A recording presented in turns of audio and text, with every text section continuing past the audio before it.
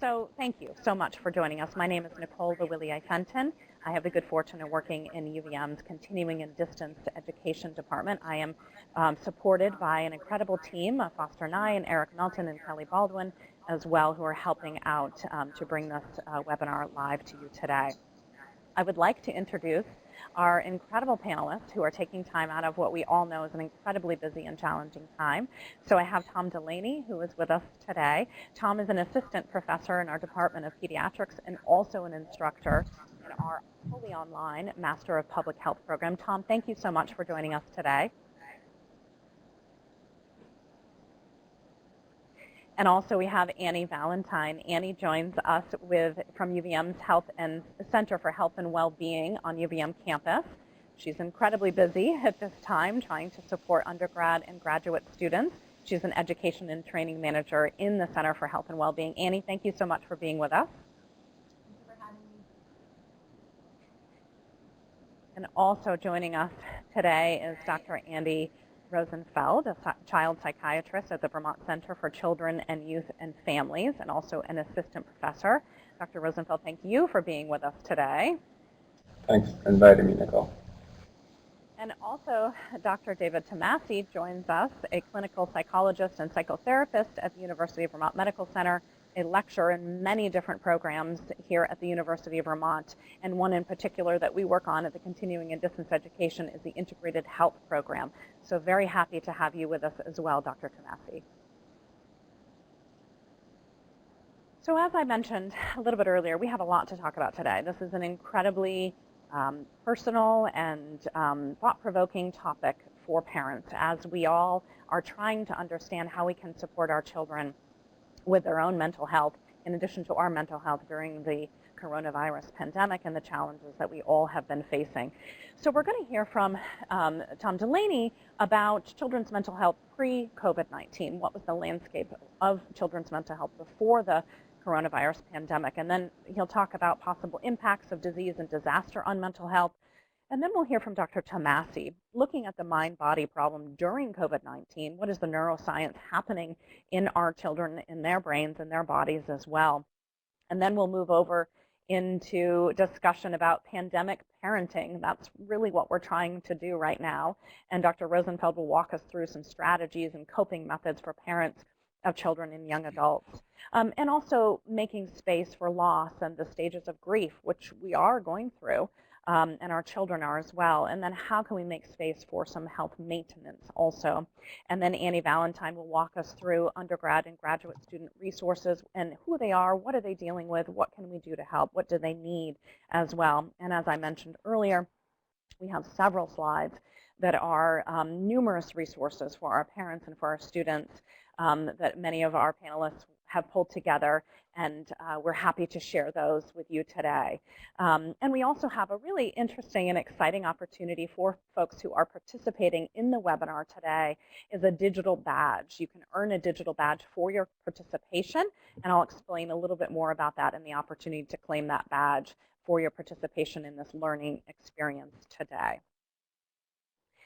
So I'd like to, just a housekeeping note as well, I've mentioned, but for folks that maybe have just joined us, I'm going to keep my eye on that chat box to the best of my ability, and I also have our panelists who are willing to jump in and answer questions. So if you do have questions, please put them in the chat box. I will do my best to keep an eye on them, and if by chance we don't get to your question, we'll put up email address and we'll try to follow up with you can follow up with those questions afterwards. So I'd like to toss over to Tom Delaney with our Master of Public Health program. Thank you so much, Tom. Can you walk us through some of the information and give us a little background, maybe the landscape of where mental health sat before the coronavirus with our children and our young adults? Thank you, Nicole. I'm just going to take a few minutes to go over some recent trends in young people's mental health. And, you know, we could talk for hours about that, about what the different trends are. And I'm really going to focus on two of the ones that people tend to have more questions about, which are depression and suicidality. And suicidality includes suicidal thinking, so suicidal acts, and less frequently actual suicide. And first, we're going to go through a couple of graphs. Stick with it, even though they're graphs, and hopefully you don't have graph PTSD from earlier presentations like this. In terms of background on depression, anxiety, and suicide, I just wanted to make sure we're generally having a common understanding. Most people with depression and anxiety, even serious depression and anxiety, will not go on to die by suicide. And that's a misconception that some people have sometimes. And suicide deaths are actually relatively rare in young people. So in Vermont and in most of the US, the age groups that tend to die by suicide more often are actually middle-aged and older, and they tend to be male.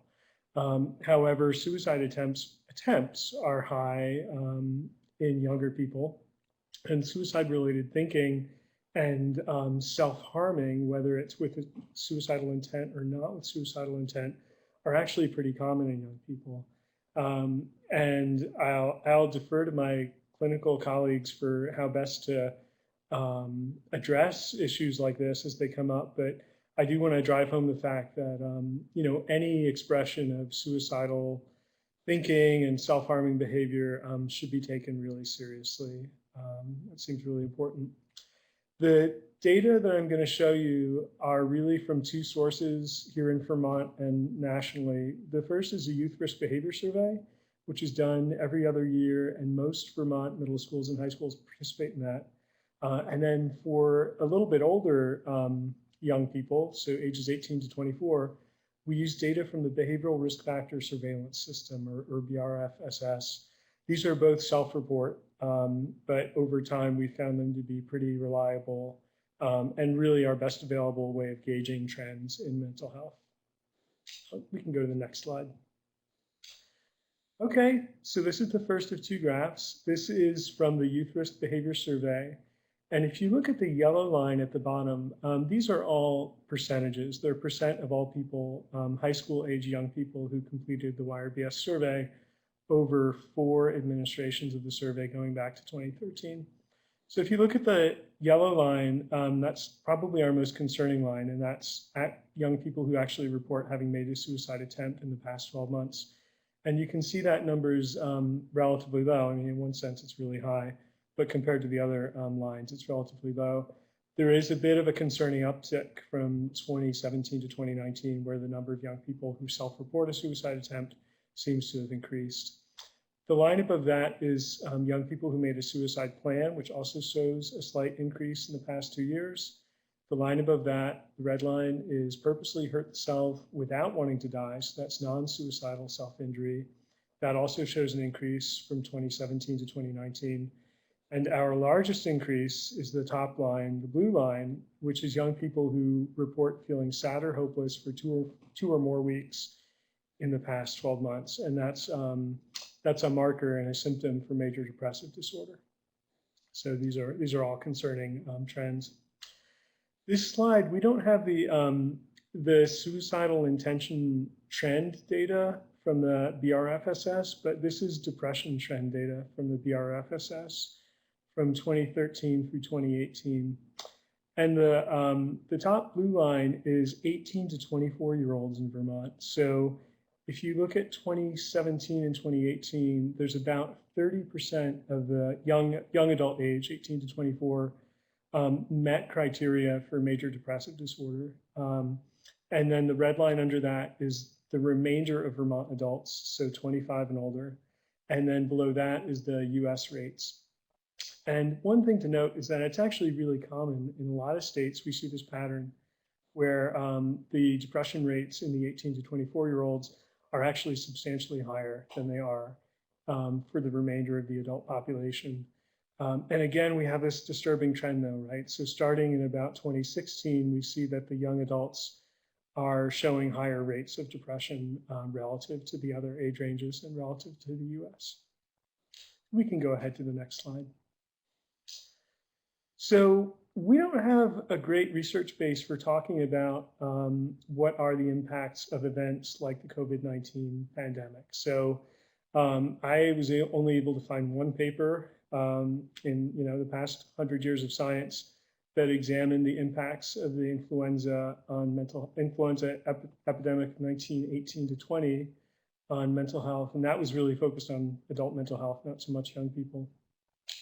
But there is literature that's coming from events like recover from hurricanes. There's literature from the 2009-2010 economic downturn, various other types of disasters. And what you see is that there are immediate impacts, and then there are longer and medium and longer term impacts that are seen in terms of populations' mental health.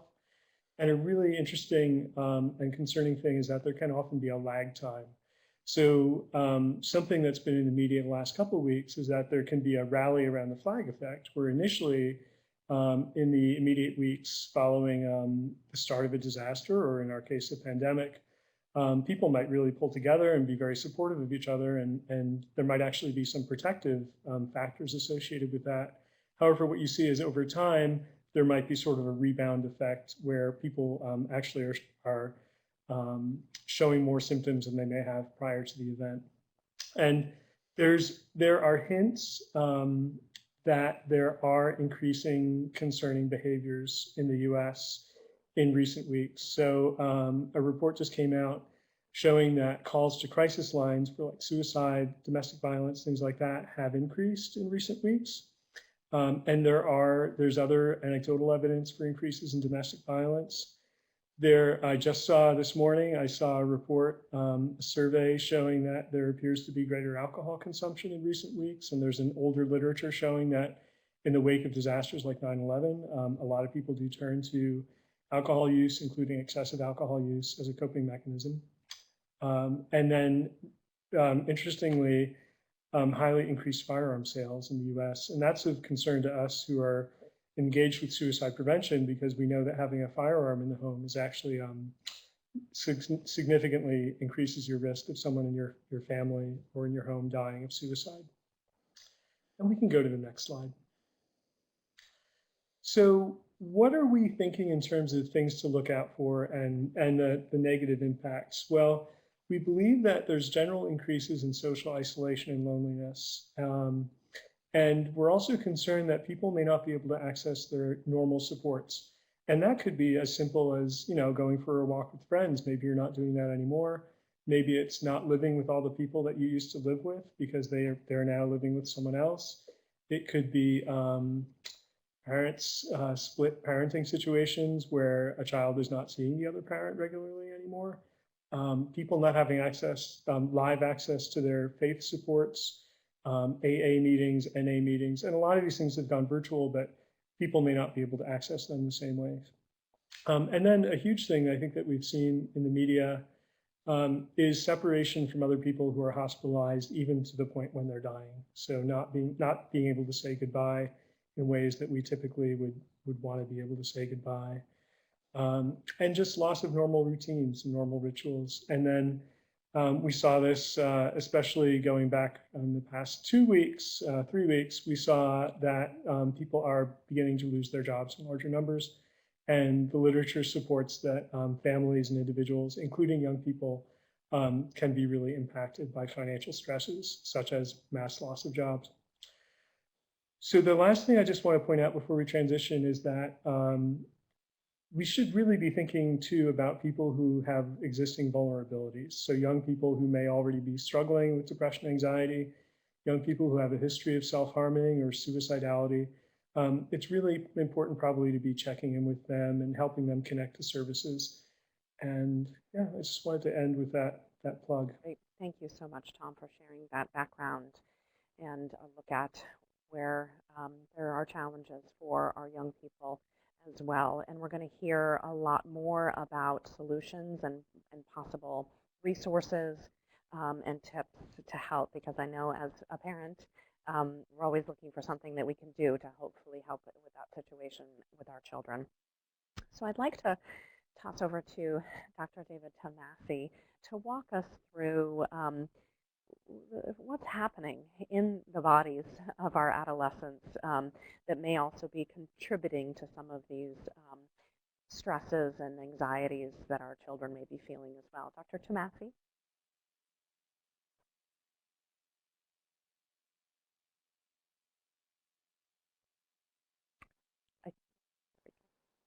Yep, now we can hear you.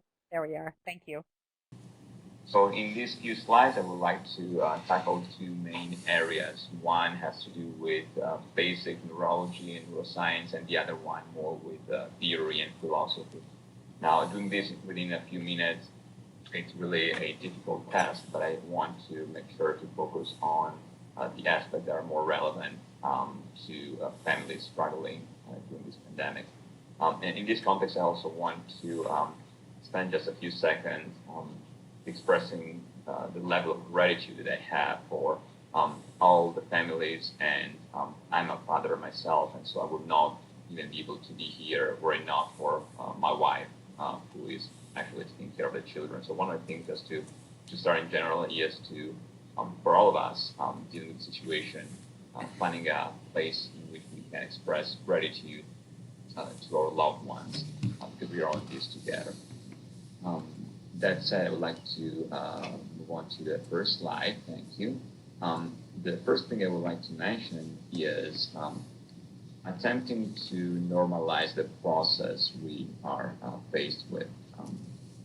As a parent, we want to make sure to do our best for our children, and we want to make sure to provide appropriate support in a time in which we are faced with things that we might not fully understand ourselves, not so much from the biological standpoint, but in terms of our emotional response to stress and anxiety. And so I would like to very briefly discuss what the most important things are in a child and adolescent's brain in this context. And I'd like to focus on 5 main areas that are listed in this slide. So the hippocampus, the amygdala, the AIC, and the ACC, as well as prefrontal cortex.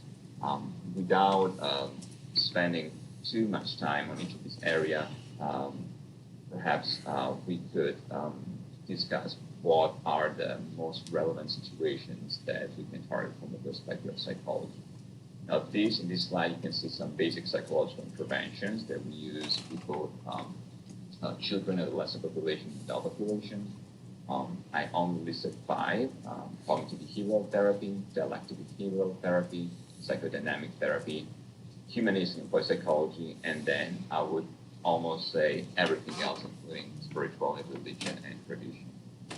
Now, if you don't mind, yes, I would like to focus on the slide on the neurofunctional discussion. So one of the things to keep in mind is that we are faced with a twilight zone in the context of adolescent behavior.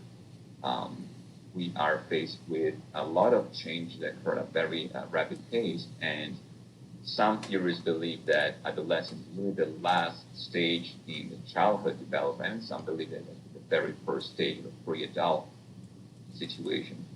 One of the things to keep in mind as a parent is that we should do our best to match our expectations, both from a cognitive standpoint and an emotional standpoint, to the level of skills that adolescents can achieve.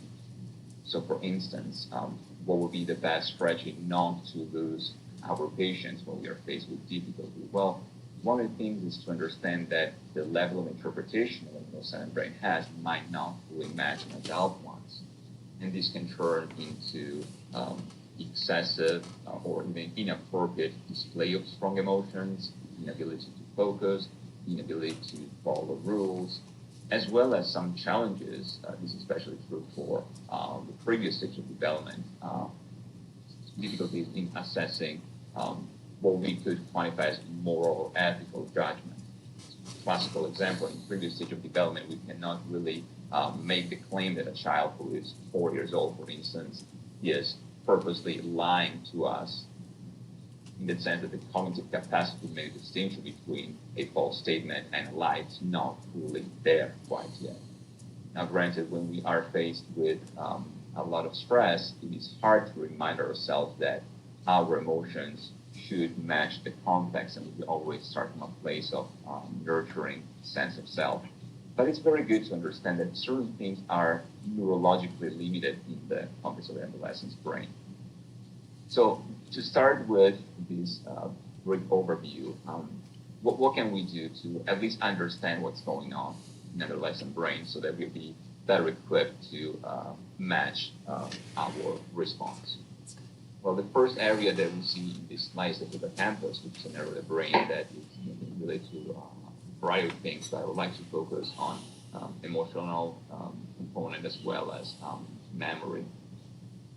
And for instance, in the context of understanding the bigger picture, it is very challenging to envision a possible future in a situation in which we are forced to stay at home and self-isolate. Now, this recommendation, which is a very appropriate recommendation from the epidemiological standpoint in terms of public health, would be considered a very inappropriate recommendation in the context of mental health in general. That's something that we always advise individuals not to do, is to self-isolate, whatever the problem might be. So this situation we find ourselves in is by definition an unfortunate series of events that do not foster an appropriate mind-body connection.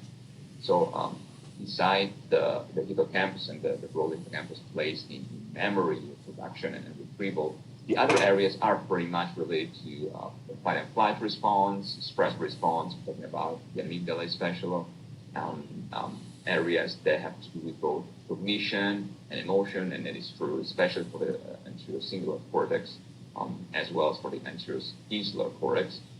And then for the prefrontal cortex, which is what we should really be focusing on, an area that is not really fully developed until the very last stage of adolescence, and granted it's developed a little earlier for biological female subjects than the male subjects. That part of the brain is responsible for a cascade of responses, especially cognitive and even more ethical judgment, ability to understand the situation and act appropriately. So in a situation like the one that an adolescent is faced with, there might be a disconnect, a neurocognitive disconnect, as well as a cognitive disconnect between our ability to jump ahead and seek adventure and react in a very fast rate, but at the same time having enough cognitive knowledge to have a certain level of veto power, not to overemphasize an aspect. And this applies to our concept of self. Adolescents tend to be, I would say, self-focused. I would not say self-centered necessarily, and by that simply mean they spend a lot of time being worried about their physical appearance, the way they interact with peers, and so what appears sometimes to us as either a reckless behavior or inappropriate display of emotion, or simply unpreparedness to face life circumstances, it also has to do with the neurological situation they find themselves in. And this is, based on a variety of events. The two which I'd like to focus mostly are related to myelination and pruning, which are both connected to our ability at the brain level to recreate syntaxes that are focused on new experiences, which in turn means that the more we can help our children navigate their emotions, either with words or with their body, in context of deep breathing exercises, for instance, spending time together, addressing issues that might linger just below the surface, over a meal, for instance. We navigate those experiences with them. We've actually demonstrated them the appropriate response, both in terms of what to think, how to think about things, and also relate to the body. And this is really what I'd like to focus on the very last slide, which we call the broader perspective. And it's really impossible to discuss the mind-body problem within a few minutes. But for the purpose of this pandemic, understanding there are certain things that we can teach and we can guide our children that should be based on thoughts and words. So the way we express, the way we label an issue, for instance. A lot of the difficulties that adolescents are faced with are due to their inability to actually understand from a thought standpoint what is going on. So labeling the issue helps them navigate what appears to be an unknown response. In previous stage of development, we could develop a temper tantrum, for instance, where a child feels almost cognitively possessed by the situation, not really fully understanding what is going on at the level of the somatoformic situation, their body, and definitely not thinking clearly. In the case of the adolescent, we might have both. So on one side, addressing that by talking in a calm and nurturing way to our children, on the other side, also using their bodies as, a way to foster emotional intelligence and body awareness. So the model I suggest here, it's not something that I came up with. It's part of the longest tradition within philosophy and critical neuroscience. I would just want to focus on this triple S model, which I call self, soul, spirit, just for clarity. Now, whenever we talk about things that are at the border between solid evidence-based science and more theoretical speculation, the individual should really change and adapt those terms to their own experience. But one of the things that I notice, at least in my conversations with my patients, is a sense of unexpected, gloomy, dark future that we're faced with. So there is a normalization of the process and this overall tension that has to do with not quite knowing the enemy. We want to oversimplify it too. So an adolescent that, by definition, by neurological and fine definition, is more prone to view things in black and white and possibly engage in what we call cognitive distortions in psychology, might be better guided if we are actually able to utilize some of those words to kind of shed some light on the experience. So, in this sense, I attempted to reframe the stress response, the anxiety we face, the fear, uncertainty, with an existential experience. And I suggested these three things: individual experience, which is subjectively understood; transcendental experience, which can be internally felt; and metaphysical experience, which can be divinely inspired. Now, without sounding too theologically focused here, the idea that I had is, in eternal uncertainty, focusing on fostering multiple levels of understanding what parents should at least think about. So creating a sense of community and closeness to their children, and value their own individual response to the fear and anxiety. In that sense, it's subjectively understood. Each experience is unique. And to match their emotion by allowing their body to react appropriately, so not attempting not to suppress the way they feel, whether they express their emotion by virtue of raising their voice or crying, meeting where they at, and then bring them to a place of more conscious awareness and kind of relaxed response. And finally, divinely inspired, of course, this one sounds very, very religious, but it stays upon this lack of certainty, which can be, associated with the bargaining phase. I'm sure Dr. Rosenfeld will have more to say about the grief response, but part of this bargaining phase we might have to deal with is, in the absence of strong responses, figuring out a way to appropriately reframe the question. So why this? Why me? Why now? And even more important, what does this pandemic, this experience mean to me? Thank you, Dr. Tomasi. Really appreciate that as well. And I know, Dr. Rosenfeld, you're going to talk a little bit too about, maybe thinking of ways to bring gratitude into our lives more often.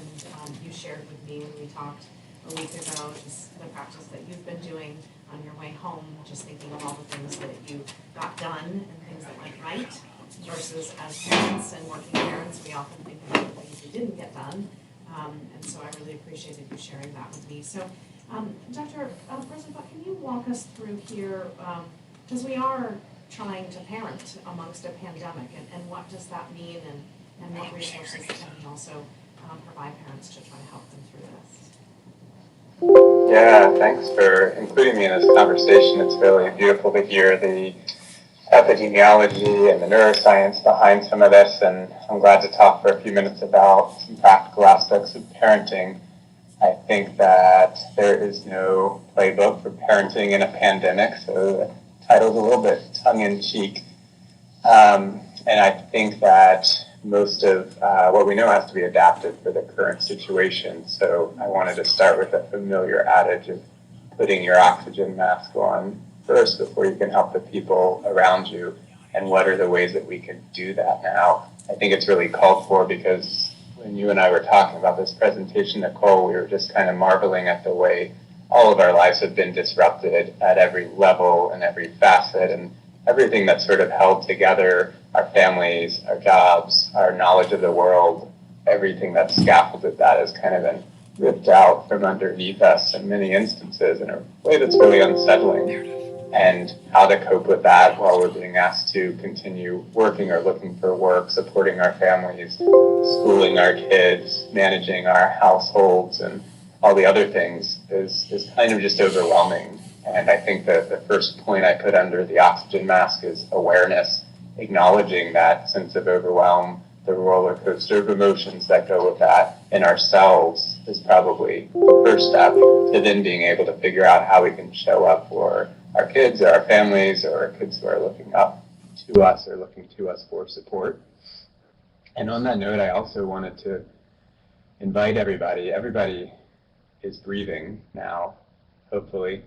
But I wanted to invite everybody to take a breath with awareness together now, in the sense that taking the next breath, focusing on the breath and knowing that you're breathing.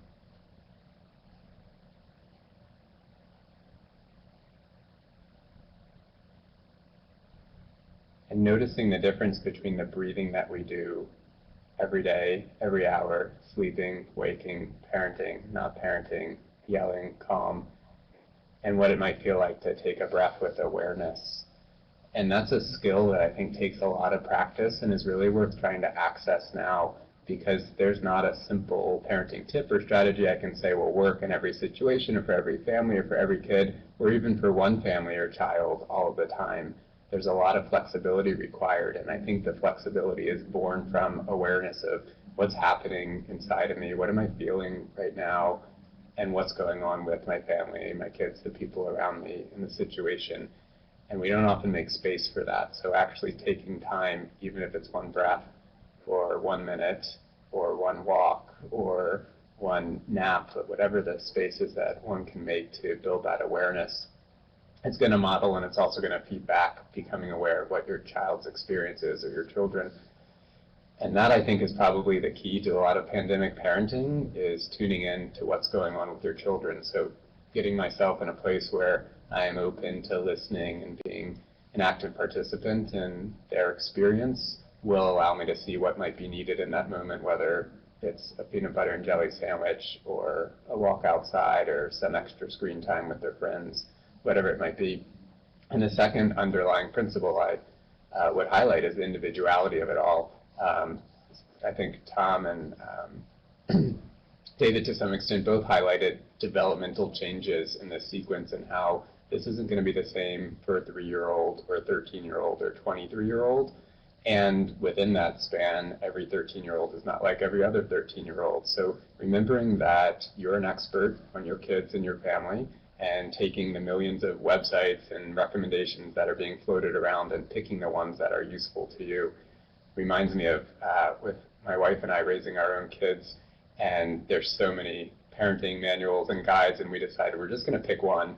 It may not be the best one, but there's a good enough one for us, and we're going to stick with that so that we feel some comfort in this is our path, and we're going to stick with something that's familiar, some guidance. So figuring out what works for your individual family without being overwhelmed always of, am I doing the perfect thing all the time? Good enough is good enough. And the last point I try to underscore is recalling our values, which probably haven't shifted too much because of the pandemic. And values is not just the things that we value, but it's also the situations and the people that help us to feel valued, the interactions where we feel as if we matter. And some of those will be with our kids, some of those will be with our friends or with our colleagues. But part of that ripping the rug out from under our quote-unquote normal lives is that the places where we usually find a sense of purpose may no longer be there, whether that's employment or whether that's a part of our parenting that we cherish, or whether it's a relationship with somebody who we may have lost to death, we may have lost to distance. There have been so many losses during this time and so much uncertainty. So coming back to the situations that bring us a sense of meaning and what matters, I think is important no matter what we're doing.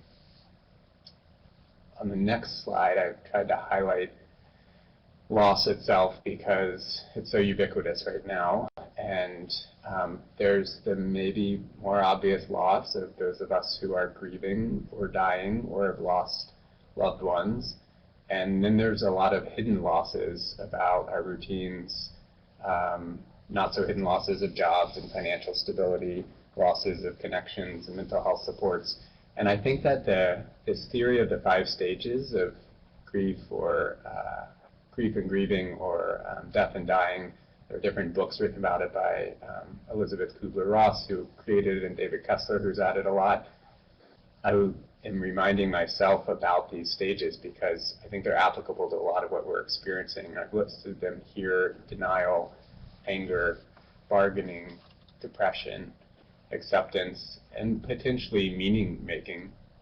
And I put wash, rinse, repeat because this is not a linear process. David Kessler, one of the authors on this topic, describes it as a description of the stages, not a prescription. This isn't the surefire pathway to get through the pandemic or death or loss, but it's a description of common human experiences when faced with tremendous losses and uncertainty. And each of us may be at different stages of this at different times, and getting out of sync. If somebody is at acceptance and somebody else is at denial, that's a hard fit. We also may cycle through stages of it over the course of a day or a week. I've been thinking in my own family sometimes it's not a question of, is there going to be a meltdown today or this week? It's whose turn is it today to have a meltdown, or how many of us? And so recognizing that, I think, is important, because if it goes unnamed, then we can't address it and we can't support each other, and it just kind of grows in its power to make us feel small or ashamed or unsupported.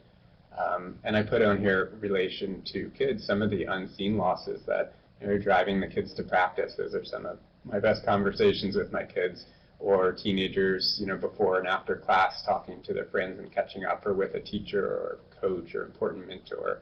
So to recognize that all those things can't be replaced or recreated, but to acknowledge the loss and think about how those supports might be derived from other sources.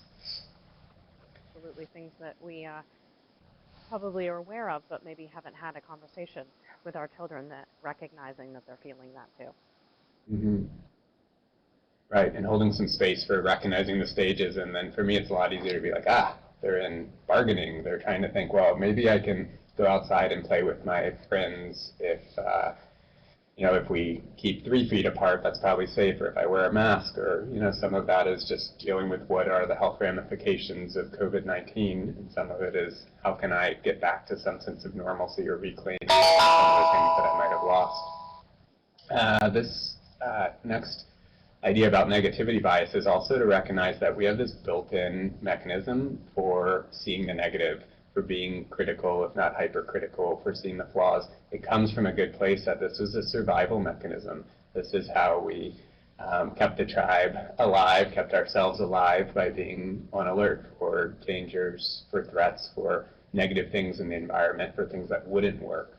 So because it's built in, it's helpful to not beat yourself up about having a negativity bias when the world has become appreciably more dangerous. Now we're getting messages from reliable sources that say, try not to go outside, try not to be close to people.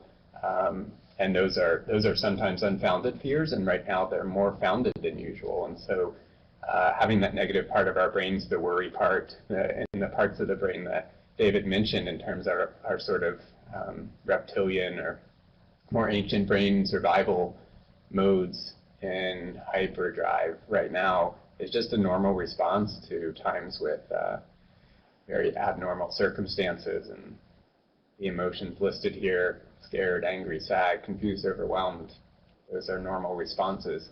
So the first thing about what can I do is don't just do something, stand there. Kind of turning the familiar phrase on its head to circle back to awareness and bringing our awareness to what is this experience, how is it affecting us, how is it affecting our children, our parenting, and our connection, and that there isn't always something to do. Some of the losses we've had can't be reclaimed or reinvented, and we may have to find new ways to connect, or new ways out of this, or new ways to tolerate these unusual levels of distress. Next, it requires a lot of flexibility and recognizing that it's not about getting through stage one of denial and then I'm done with it. It's going to cycle back. The emotions are going to be up and down. And that's why awareness is needed almost all the time, because there's not one recipe. It's not a linear course. And neither will it be for our kids who are going to shuffle through their understanding based on their developmental stage, their cognitive capacity to make sense of it. So bring some awareness to listening what's going on in ourselves and others. And finally, if all else fails, you can just focus on the negative. So this technique comes out of Stoic philosophy that I find helpful to share is called negative visualization. And it's essentially a gratitude practice flipped upside down, where instead of saying, for what am I grateful, I take a little time to imagine some of the important things as if they were losses. What if I didn't have this forum to speak to my colleagues? What if I didn't have Zoom so I could keep seeing the patients and families that I work with? What if I didn't have my wife at home taking care of the kids so I could be doing this job? What if I didn't have this job? So on and so forth. Not dwelling on the loss itself, but allowing some feeling of appreciation that when I go home and see my wife and kids, thank goodness that they're still there, that I have them. When I have the opportunity to speak with you all and hear and learn with you, that I'm very grateful for that experience. So negative visualization can be a nice counterpart to a gratitude practice of focusing on the positive things. And finally and fundamentally, health promotion or health maintenance, the basics that without these, it's hard for any human to function well. Getting a good night's sleep, having a consistent sleep routine, not buying into the myth that we can catch up on sleep, certainly not after a marathon pandemic like this. Is there going to be a chance to catch up on sleep for a few months or a few years?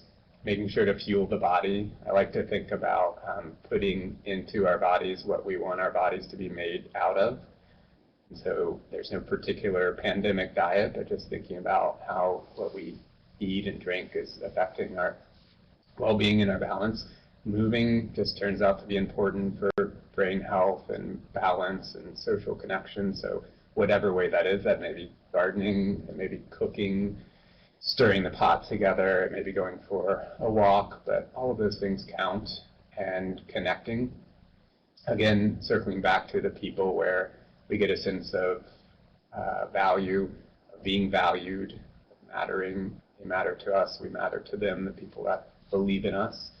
And then the bonuses here, which I would include finding a space for stillness, or what some call mindfulness. Doesn't have to be a formal meditation practice, but finding some kind of peace of mind, however one does that.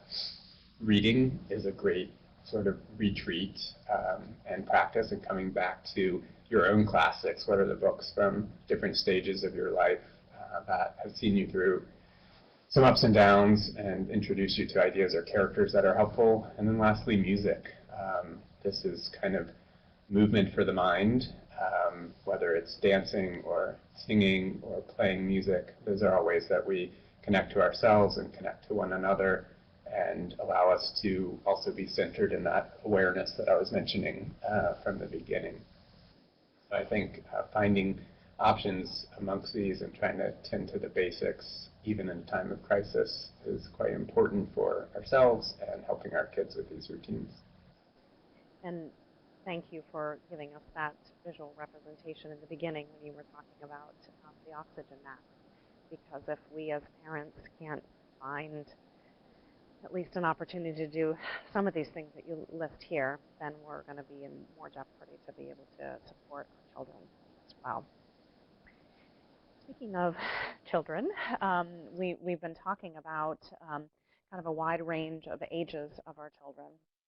There's no doubt that we need to be considering what's happening with our undergrad population and our graduate students here at UVM as they are scattered all over the United States, back at their homes as well.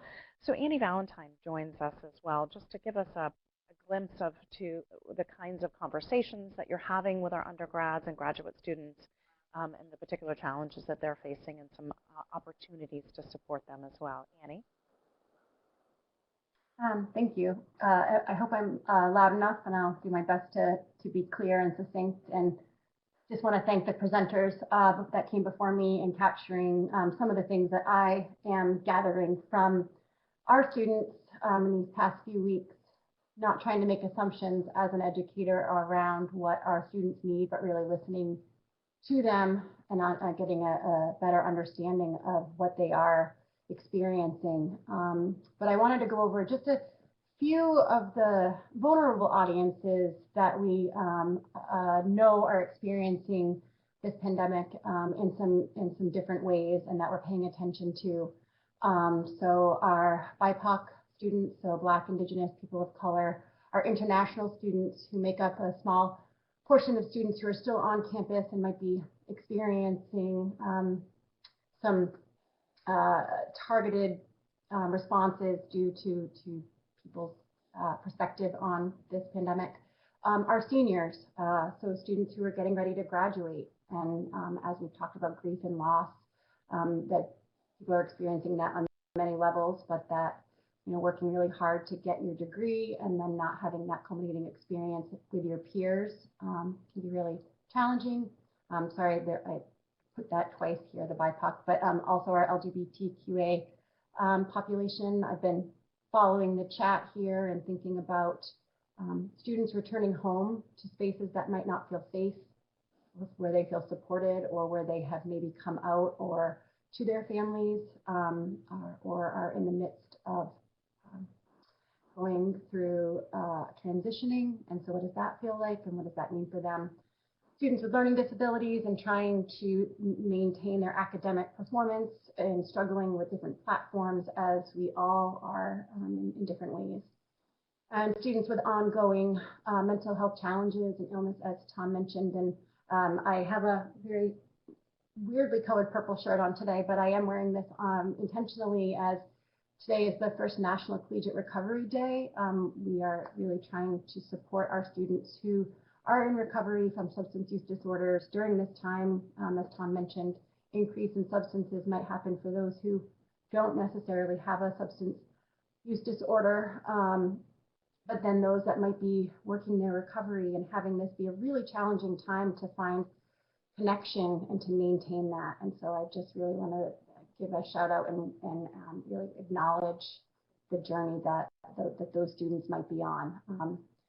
And so again, this is not exhaustive, but these are some of the students that we are considering. And then, you know, what are the experiences that are happening? And again, the presenters before me have highlighted some of these, but these are some of the things that I've been hearing directly from students, as well as other colleges in terms of their counseling centers and sitting in webinars to kind of get a collective understanding, you know, feeling disconnected, feeling isolated, that grief and loss for many different reasons. The overarching anxiety and fear and worry around when will this end, what will be the fallout, and then the financial burdens that come along potentially after it, whether it's because of our family members and their job loss, or financial aid and how there's so much unknown. And so really looking at that. Conflict at home. So maybe you have gone to college leaving conflict that had already been there, but then there's also the conflict that might be arising because of this new living experiences. So either way, there might be some tension in thinking about where privacy is and how do I find my independence in some of this this new living when I have left home and been living on my own and making choices and decisions for myself, and now that is shifting. Again, that what next piece, relationship problems, right? So I am in a relationship with someone that I don't see or can't touch. I don't have that connection in the way that I once did. Again, thinking about issues of bias and racism, microaggressions that might happen through technology. I'll be sharing a slide in a few moments around the different programming opportunities that we are providing, that also leaves it open to lots of different ways that people can come into technology behind a screen and commit kind of or enact bias, racism, microaggression, xenophobia things that we are trying to manage while trying to provide supportive places for our students. Managing that online learning, I think that's all across the board, from faculty, staff, students trying to figure out how to do it, how to create a schedule for themselves, the technology challenges, and then the other life stressors that are just going on that are not related to COVID and the virus, right? So that there's other losses, there are other things that we are managing, and then this just gets compounded. And so these are just a very brief glimpse of what we are hearing our students saying they are experiencing, and then also having them share with us what would be helpful and what they're needing.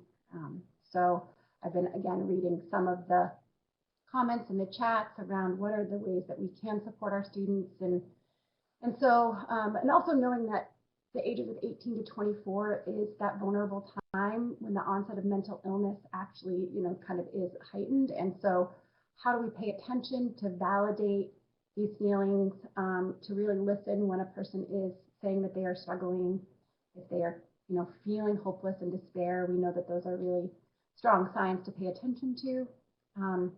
We are also hearing that students really want an opportunity to connect face to face. And so we might want to create, we being educators, a webinar or something that's recorded, but they really want to see our face, to see us potentially in our own homes and have this kind of vulnerability together to share in this experience together. So that's something that we're trying to work with at the university, helping them create a routine, helping them also recognize that they can strive for their best, but not perfection. I think perfectionistic thinking outside of a time like this is a really hard thing to manage, but then also trying to stay kind of up to par and doing all the things perfectly is just it's a really hard thing to do. And so resisting that pressure and helping to, again, validate that this is difficult and to work the best that they can and to reach out, but then also have people reach out to them. Understanding that self-care and the collective care. I think Dr. Rosenfeld talked a little bit about the gratitude and how much that can really help our sense of self and connectedness. And so how are we thinking about ourselves outside of individuality, but that we're part of a larger community and the global kind of world right now that is experiencing these trying times. Limit news exposure and limiting access to Facebook or Instagram. Again, thinking about all the different parenting guidelines and styles and things that we think we should be taking care of during this time, but really lowering those expectations and doing what really feels good for us in these moments and paying attention to that. And then going to those skill-based offerings. So again, thinking at us at the university, what we can be offering for our students virtually that we try to offer to them in their experience being on campus, the multitude of offices within my division and then also other divisions across campus that are really trying to support the students' holistic experience at UVM. It's not just their academic life, but their whole social and spiritual life and environment. So how do we provide some of those offerings? This was a brief survey that we got off of My Wellbeing.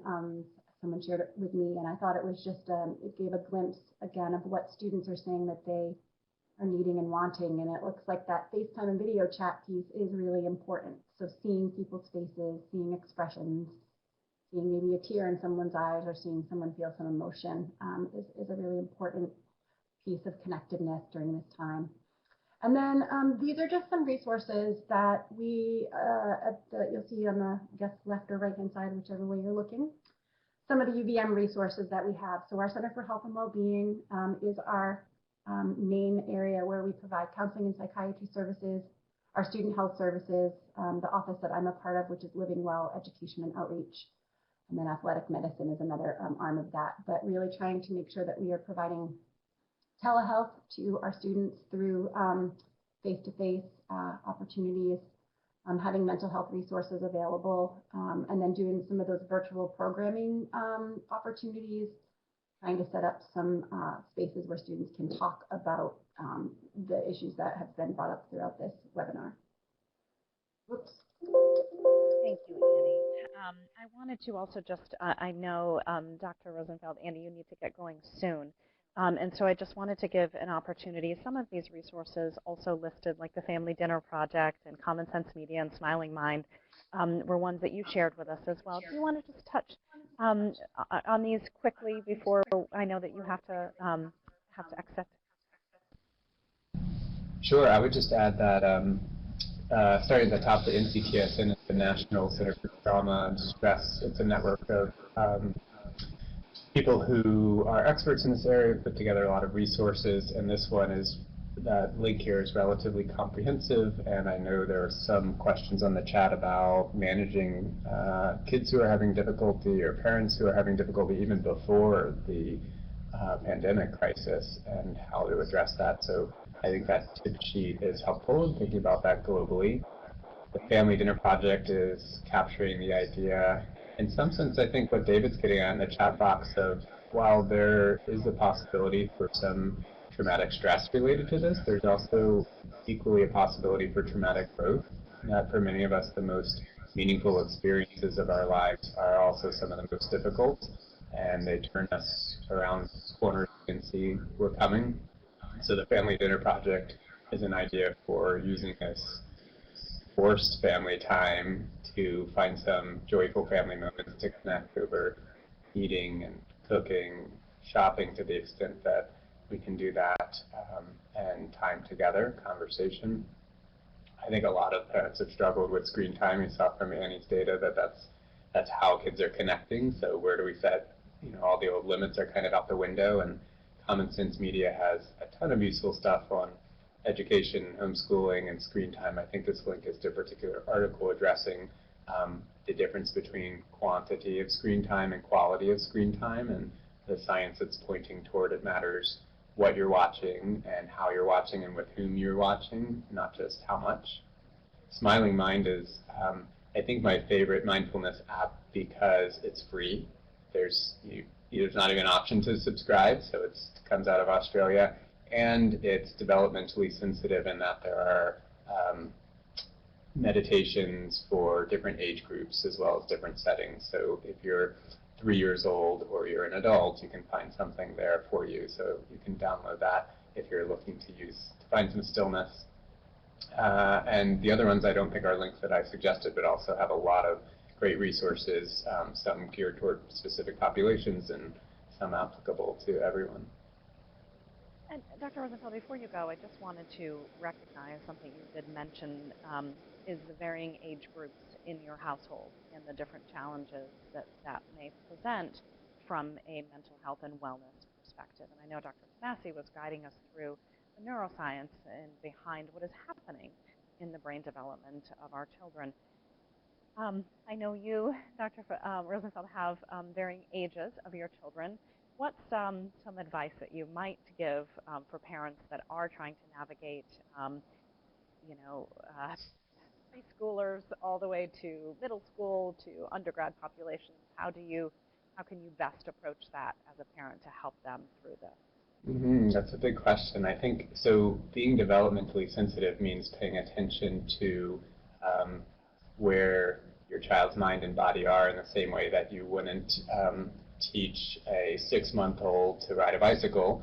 You also have to be aware of things like David was mentioning before, the cognitive level of difficulty, the social skills, and at the youngest end of the spectrum for infants and toddlers, you may not need to change too much. They're pretty resilient and adaptable and pretty egocentric in the sense that the natural state of the mind at that age is to kind of see the world as revolving around me. That's how it goes.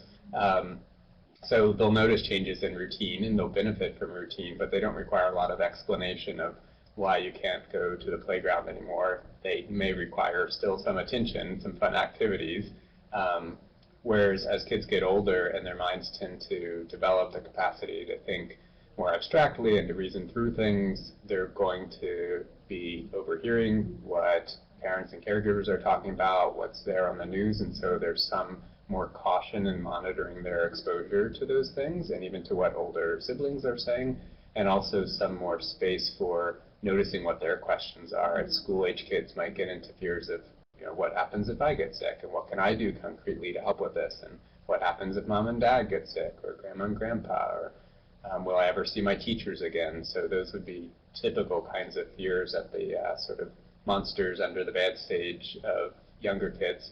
As kids get older, more toward like the tween and middle school years, they start to develop more abstract thinking about what this means for the world, about what this means for climate change, about what this means for their future going into high school or going into college. And so there's an opportunity for maybe more anxiety there, but also more problem solving, and it's a really spirited time of life. So that's doubly hard when you're trapped in the house, but kids are finding new ways to connect on, as Annie mentioned, through social media and other fora.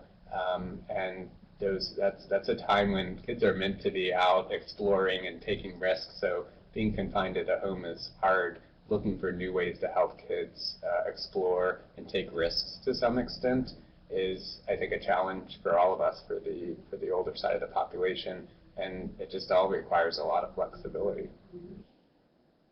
Absolutely. Flexibility and a lot of patience, and recognizing as a parent that you can take a break as well.